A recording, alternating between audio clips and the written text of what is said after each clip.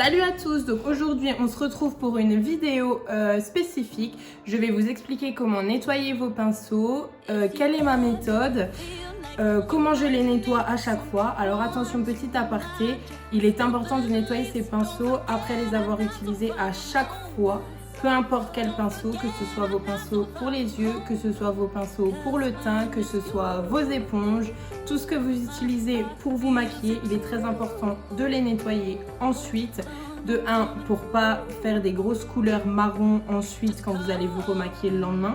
De 2, pour éviter tout ce qui est la prolifération des bactéries. Pour garder en bonne santé vos pinceaux, que ce soit des pinceaux qui sont pas chers ou des pinceaux chers. Quoi qu'il arrive, on se doit de les entretenir et pour le bien de votre peau, pour éviter tout ce qui est rougeur, boutons, plaques. Vous verrez que si vous nettoyez vos pinceaux, votre peau va avoir une nouvelle vie. Ok, donc tout de suite, je vous montre comment nettoyer vos pinceaux en méthode traditionnelle. Alors, comme vous pouvez le voir sur l'image, je dispose tous mes pinceaux à peu près dans le lavabo. J'y mets le tapis spécial pour nettoyer les pinceaux que j'ai commandé sur AliExpress. Je vous mettrai le lien. J'utilise également un savon de Marseille et je vais vous montrer tout de suite comment je fais. Je sélectionne toujours à peu près 2 pinceaux. Je les trempe dans l'eau. Je les frotte au savon de Marseille, qui soit bien imprégné de savon. Ensuite, je mets de l'eau sur mon tapis et je vais frotter mes pinceaux sur le tapis jusqu'à que l'eau devienne vraiment claire, transparente et surtout que la mousse qu'il y a sur les pinceaux soit blanche et plus de couleur des fards. Et je réitère autant de fois que nécessaire. Faut surtout pas avoir peur de bien frotter vos pinceaux sur le tapis. C'est bien histoire d'enlever tous les pigments de fard qu'il y a à l'intérieur des poils. Ensuite, je les rince à nouveau à l'eau. S'ils sont épais, alors dans ce cas-là, je les essore dans ma main. Et ensuite, comme vous pouvez le voir à peu près correctement dans la vidéo, je les frotte sur une serviette de bain, une serviette éponge, afin d'enlever tous les résidus qui restent, que ce soit de la mousse, de l'eau, de les pré-sécher. Et je recommence pour tous mes pinceaux.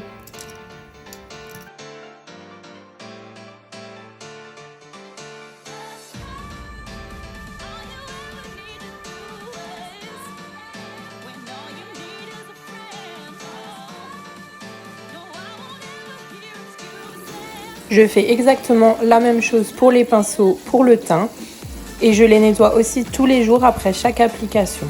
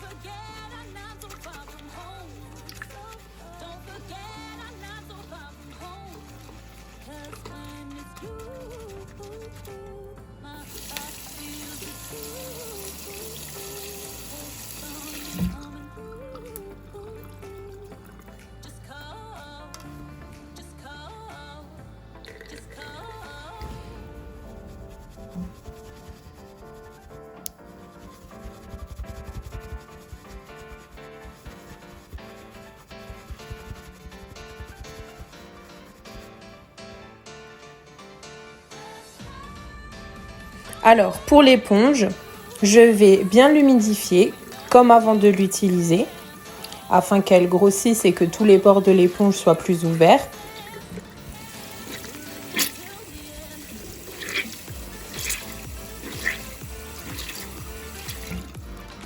Je la frotte au savon de Marseille plusieurs fois, histoire qu'elle soit bien imbibée de savon.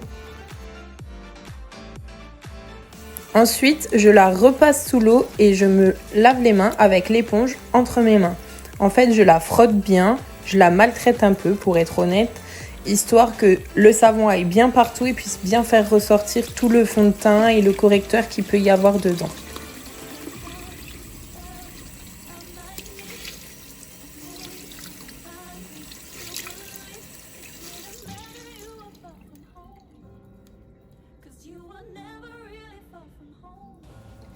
Et je recommence jusqu'à que nécessaire.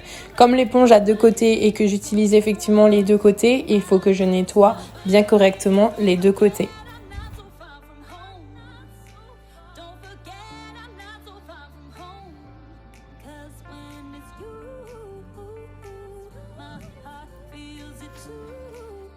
Ensuite, je rince mon tapis, je rince mon savon et je pose tout sur une serviette éponge à nouveau.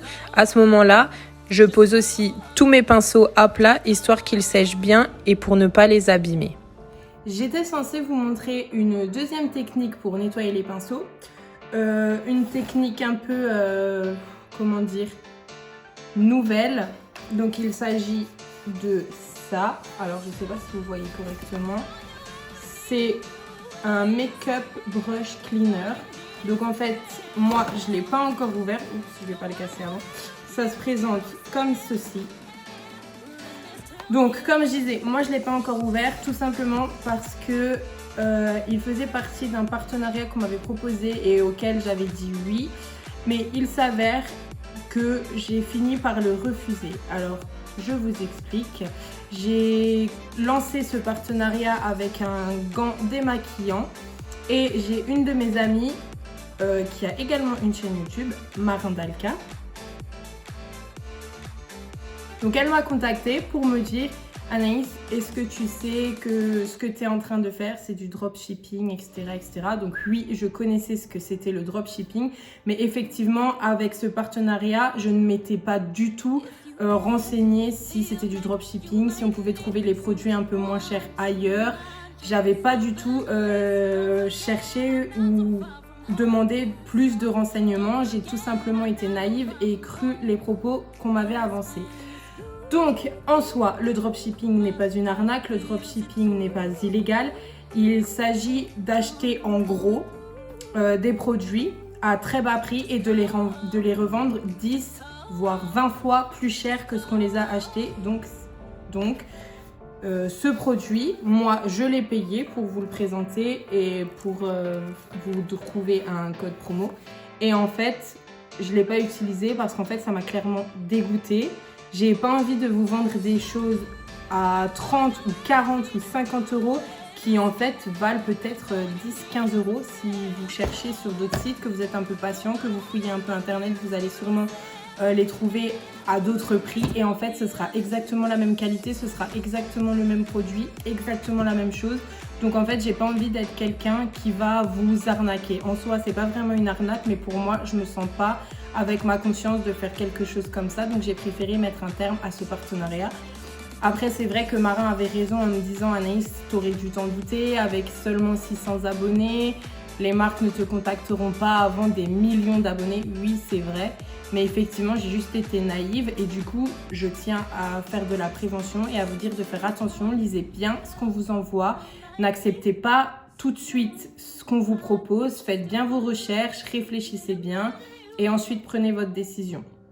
Donc voilà pour tous les gens qui me suivent. Je comprends que vous êtes peut-être un peu déçus. Après, sur YouTube, il y a plein de vidéos qui expliquent comment marche ce produit. Donc le Make-up Brush Cleaner. En soi, c'est un très bon produit. Hein. Moi, je ne dis pas que c'est un mauvais produit. Mais vu qui me l'a envoyé, j'ai pas envie de vous le présenter. Et en fait, ce que je vais faire, c'est que je vais le mettre en concours sur Instagram. Et je vais le faire gagner à l'une d'entre vous. Comme ça, ça me fera, entre guillemets, pardonner du partenariat qui a été annulé. Sur ce, cette vidéo est terminée. J'espère qu'elle vous aura plu. Si vous avez des questions, des recommandations, si vous avez envie que je fasse un thème dans une prochaine vidéo, n'hésitez pas à me laisser des commentaires, à mettre un j'aime si ça vous a plu, à vous abonner si ce n'est pas encore le cas. Et on se retrouve bientôt dans une prochaine vidéo, donc dimanche prochain à 18 h.